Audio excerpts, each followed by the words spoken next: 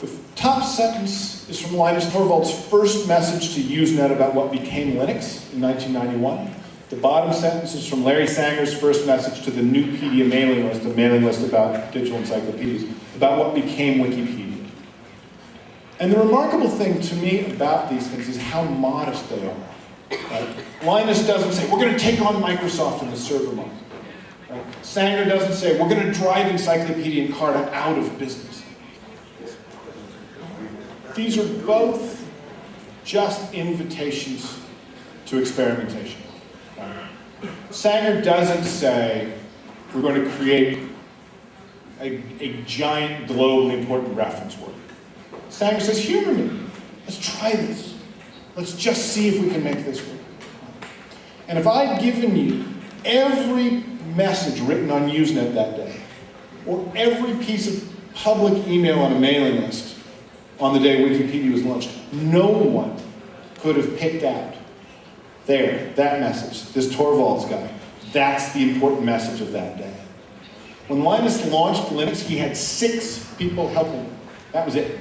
That's where the revolution got started. There's one in Norway, there's one in Austria, there's one in San Jose, there's one in New Zealand.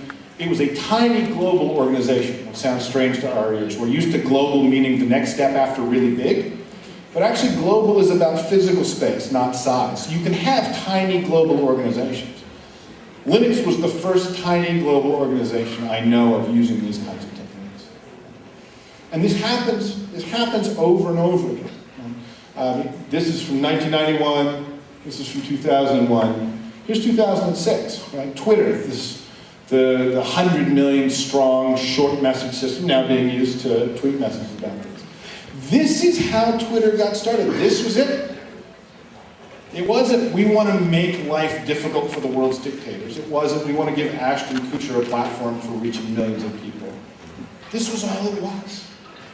If you'd seen all the business ideas launched on that particular day, you would not have picked this sentence out as the thing that was going to get to 100 million users in 5 years.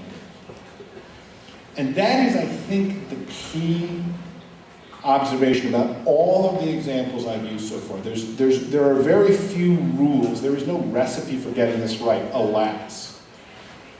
Right? One of the real commonalities across this whole range of examples is the stuff that's big and good today started small and good, and people worked to make it better, instead of starting big and boring and having people work to make it good.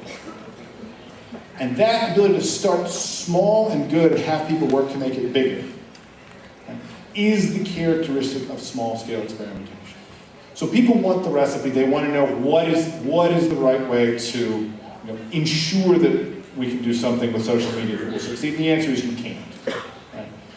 We're really at a moment where the answer for this stuff is constant experimentation. We still are in a world of special cases.